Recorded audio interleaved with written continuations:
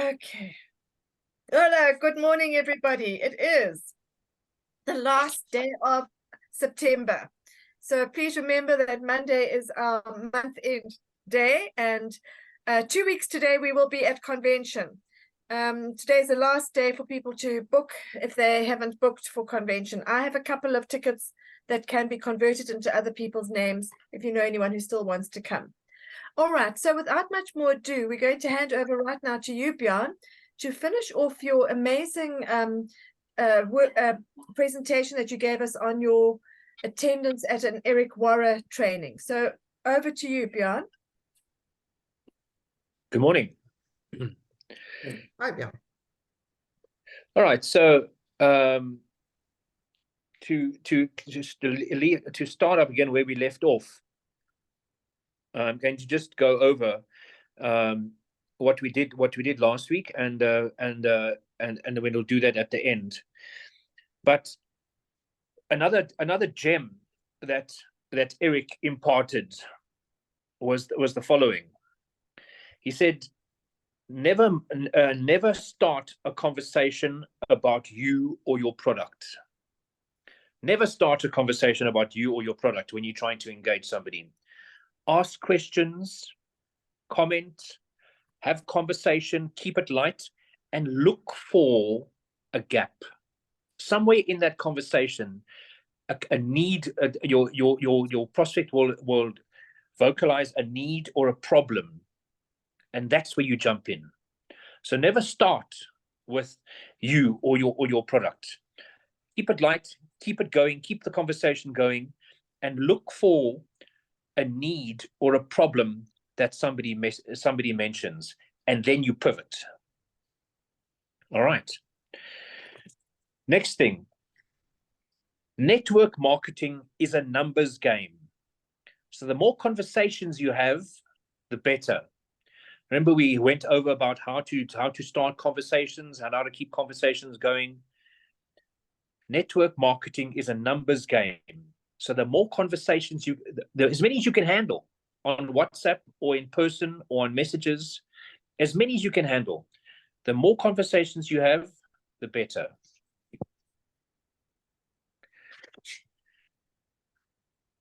Then, 6 questions to ask people. And this could be used as a third-party tool, right? Remember, we had the third-party tools, all the resources that were available to you. 6 questions to ask people. Number 1, what did you like best about what I've just shown you or what you've just seen? What did you like best about what you just saw?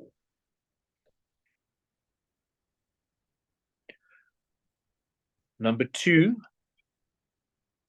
on a scale of 1 to 10, what would be your level of interest from what I've just shown you? On the scale of 1 to 10, what would be your level of interest? Number 3, how much would you want to earn to make this worthwhile? How much would you want to earn to make this worthwhile?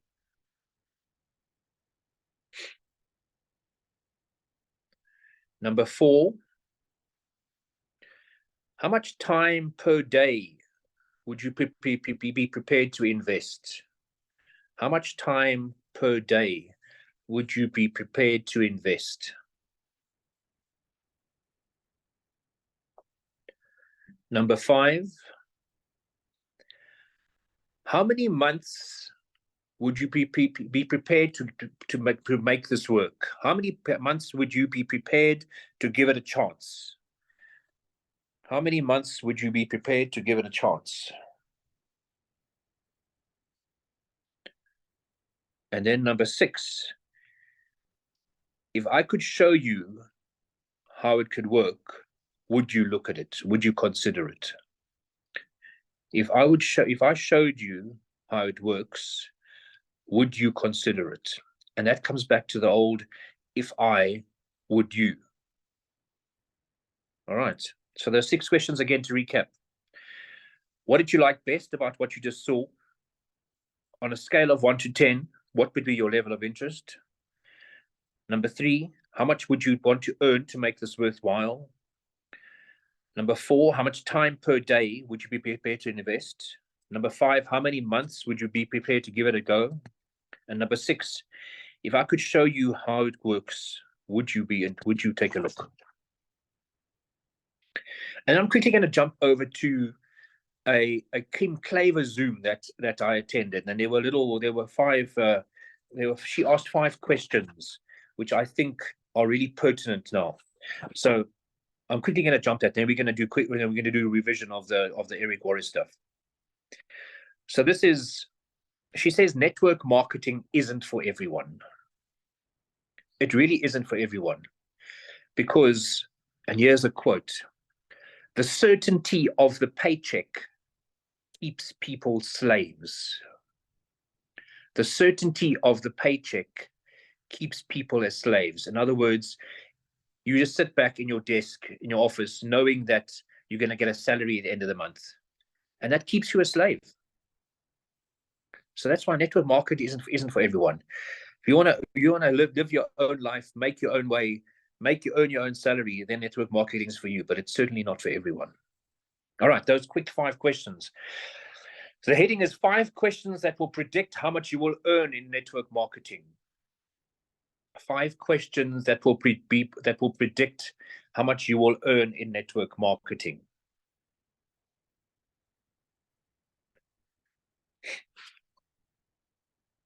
Number 1,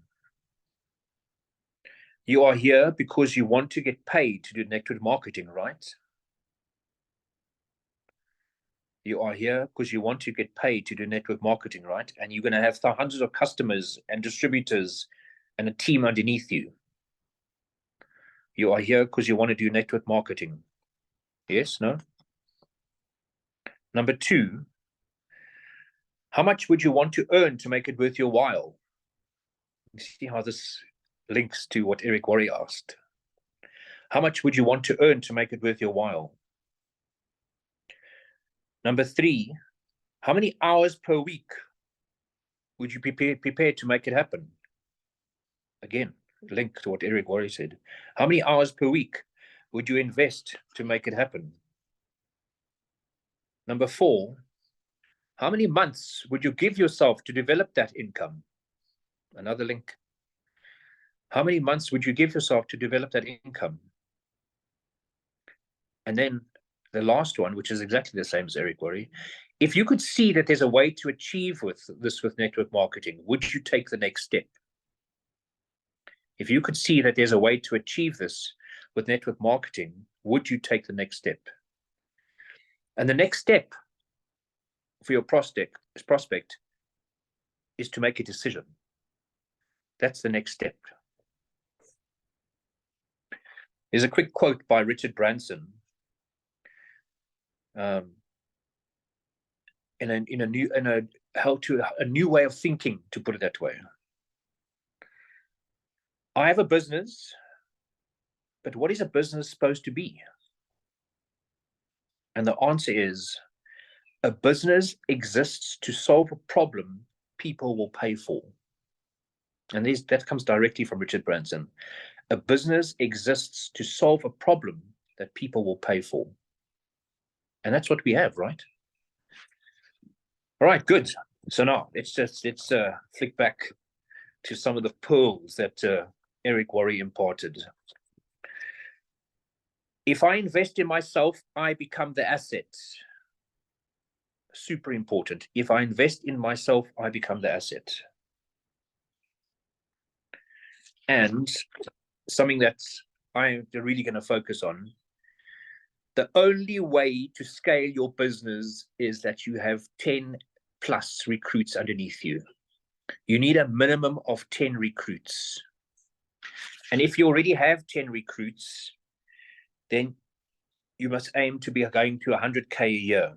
And if you already have 100K a year, you must aim to be going to 1 million a year. So that scale is for everybody. And then 10 recruits is not an accomplishment. That's only your start, but that's your base. You need a base of those 10 recruits. Don't lose focus until you have your 10 recruits. It's the worst part of our job, is recruiting people, but it's necessary. We got to suck it up. We got to do it. He said, if recruiting is not something you love, it's okay, but you've got to do it anyway because it'll get you where you want to be. Remember your third-party tools, your product facts, your celebrity endorsements, your customer testimonials, your product awards and accolades, company or product website, your upline, articles about the business, articles about the product, videos, audios, three-way phone calls, text chats, live events. Your story even is a third-party tool. What the product and what the business has done for you.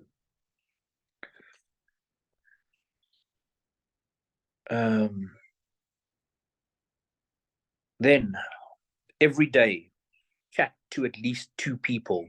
Every single day, chat to at least 2 people. Use the FAST method, F-A-S-T.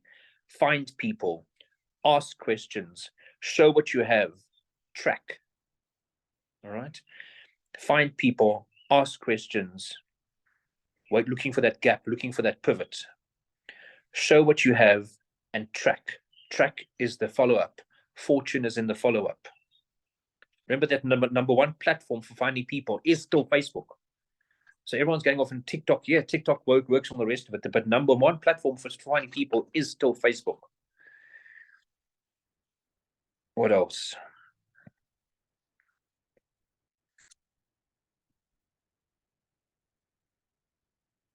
When you present in a way that is not about you.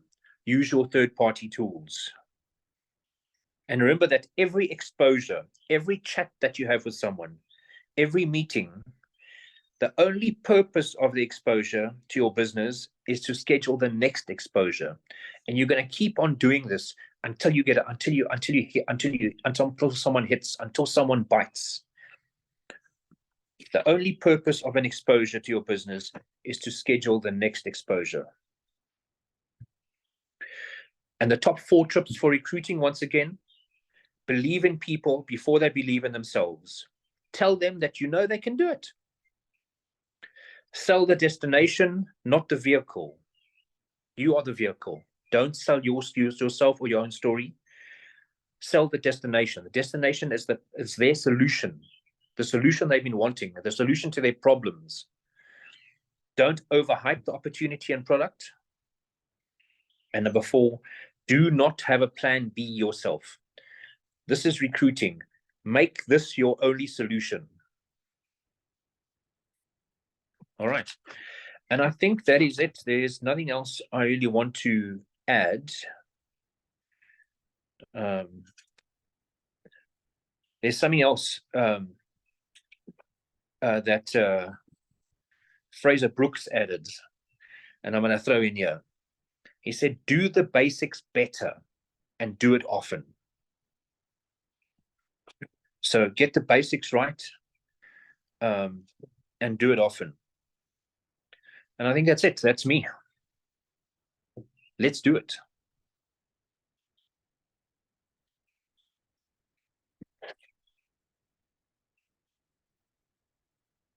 That's great. Thank you very much. Now, my suggestion is that one of the things we do in this group is to be accountability partners for each other.